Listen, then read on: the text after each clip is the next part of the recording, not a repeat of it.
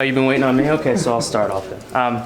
Coach, I know this past weekend, one of the plays that really stood out to me was on the second defensive drive for you guys.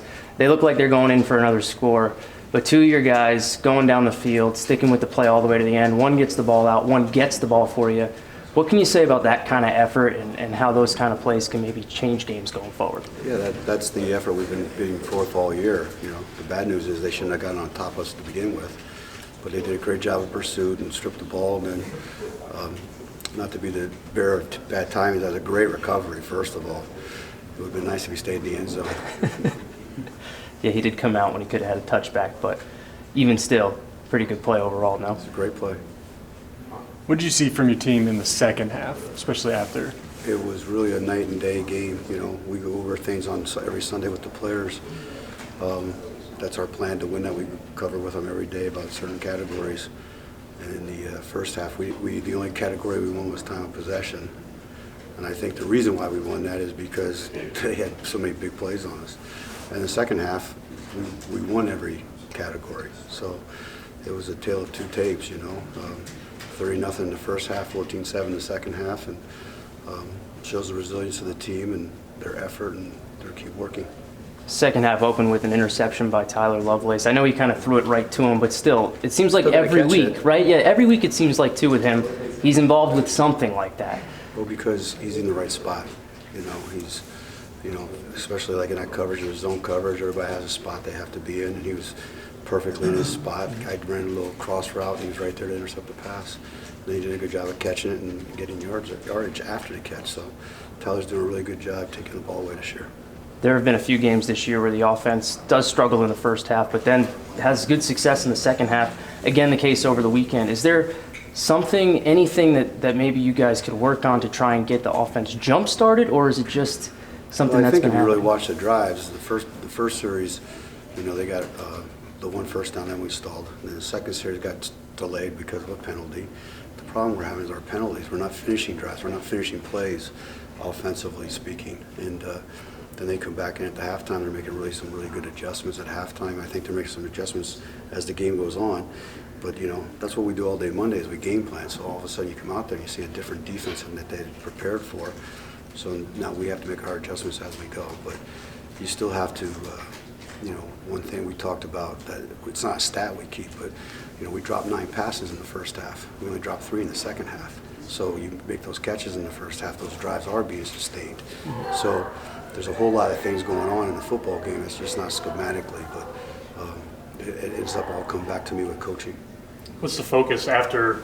I mean, we're bringing up all the positives of the game, but there's still a bunch of negatives. Are you trying to build more off of the positives or learn more from the negatives? What's kind of the state? Well, there's a mixture of the both, but you know what? There's enough negativity in the world and a lot of things that, you know, who did Gandhi said, I'm not going to let people's negativity walk through my brain.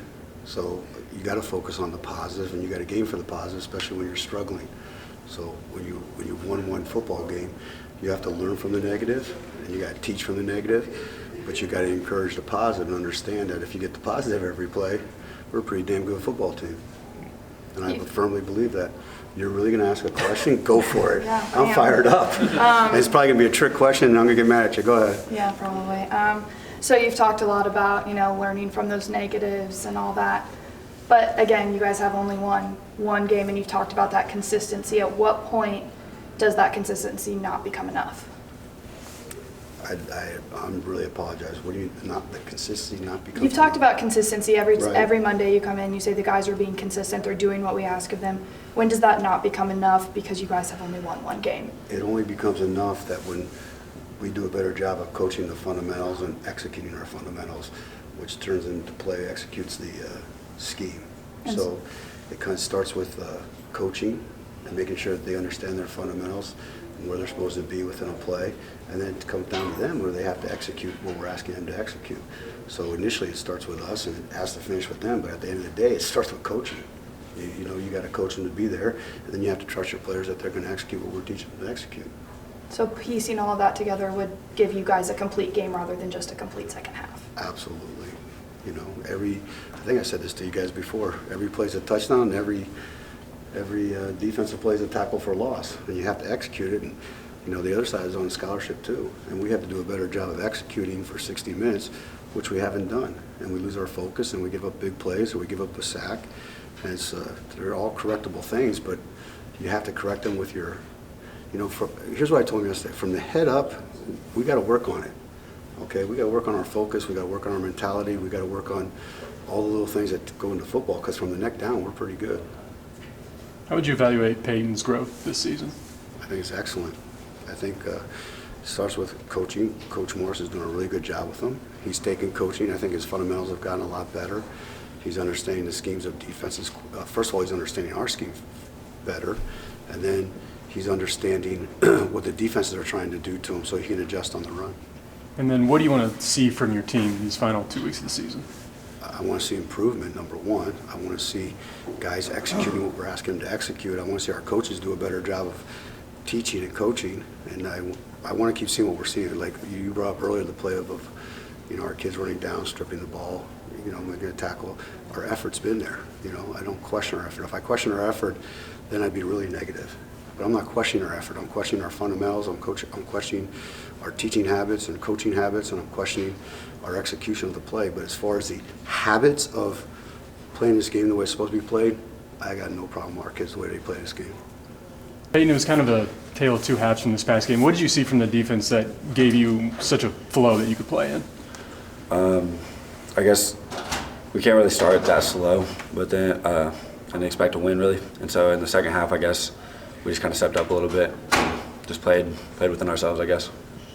There have been a few games this year where it does take a little bit of time for you guys to get going, but then in the second half, really good efficiency and some explosive plays. How do you get that to start earlier in the game so that you're not trying to come back? I think that just increases with focus. I think not that guys aren't focused before games, but I think just if we focus and kind of get in that game mentality in the first half, it's obviously going to carry over to the first half.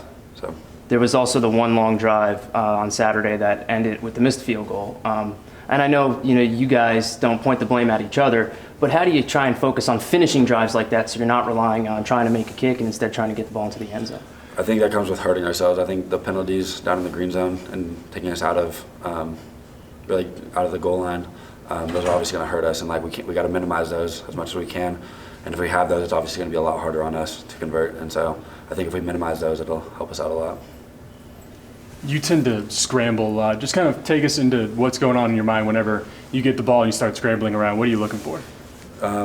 Obviously, the receiver's working for me. I think I personally have the best receiving core in the nation, whether it's showed or not. I think those guys, they work really, really hard out there. Those guys are very athletic, and so whenever I'm scrambling out there, I'm just looking for them to help me make a play because my job's pretty easy. I just have to get the ball to their hands and let the athletes do what they do. So that first touchdown kind of looked like one of those situations where Absolutely. Lorenzo went to go get it. Were you thinking, hey, I like this matchup with him versus that guy, I'm just going to give him a chance?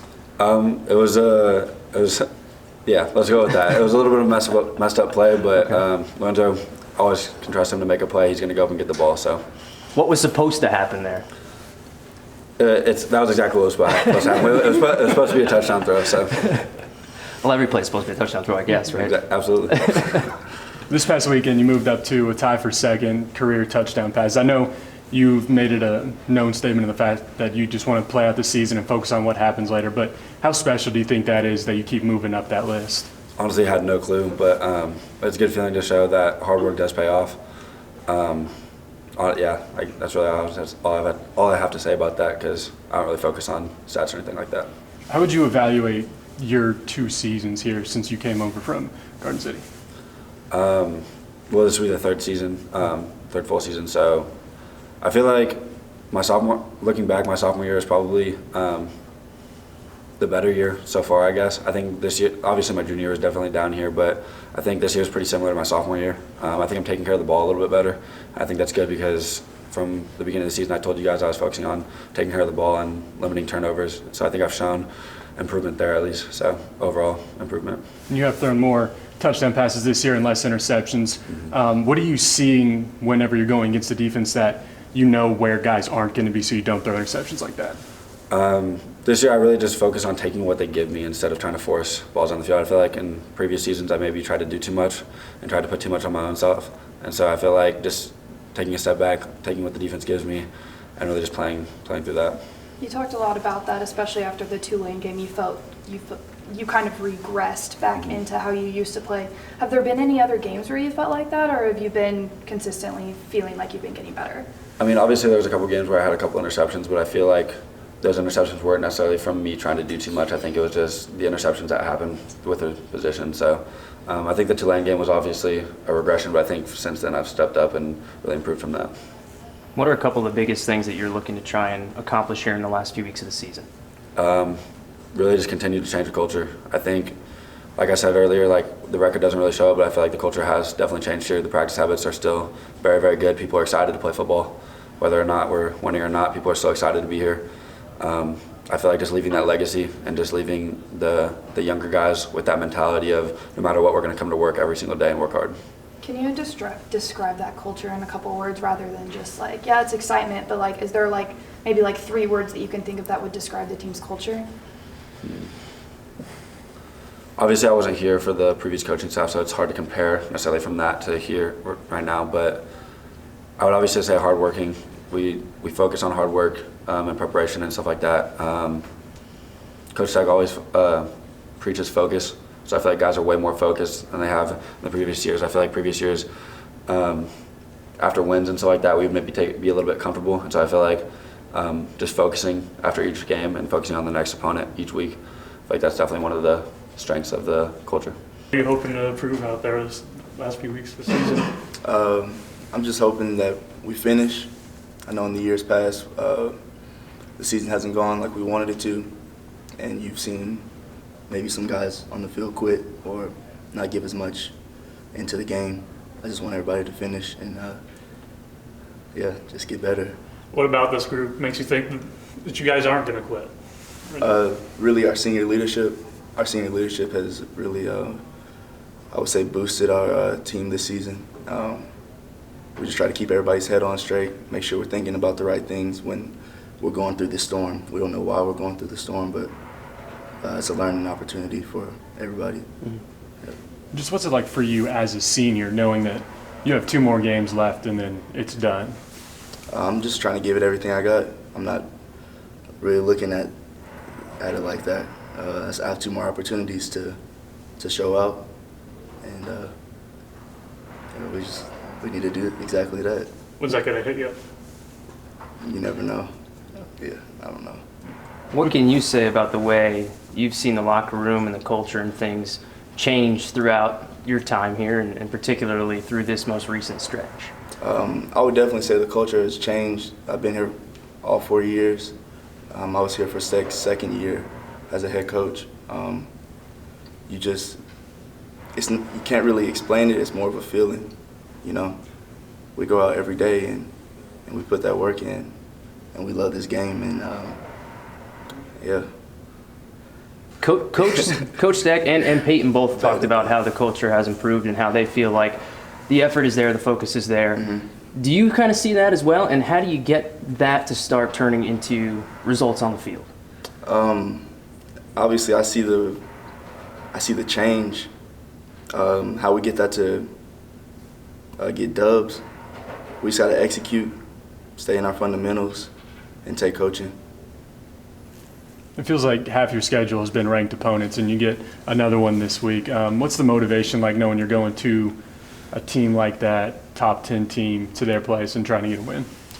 We've been here before. It's nothing new to us. We look at every team, I wouldn't say the same, but you know, it's a game in front of us. So we just need to take advantage of the opportunity. How much do you enjoy those moments where you see, all right, I got a chance here and I got this one guy here with me and all I got to do is beat him to the ball? I just try to take advantage of every opportunity that I get. I know when I'm going to get another one, so I just take everyone that comes to me. What's it like having a guy like Peyton as your quarterback? It's awesome.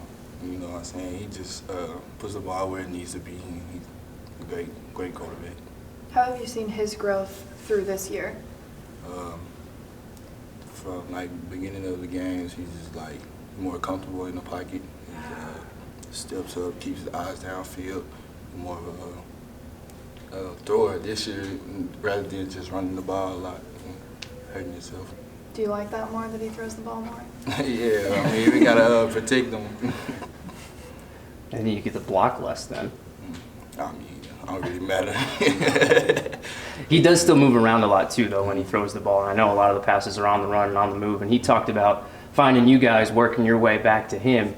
What are those moments like when you see kind of a play break down and he starts moving around? And take us through that a little bit. We just try to get in the window where he can see us and just make the throw. What's kind of the relationship like between Peyton and just the wide receiver core as a group? I think we have a great relationship.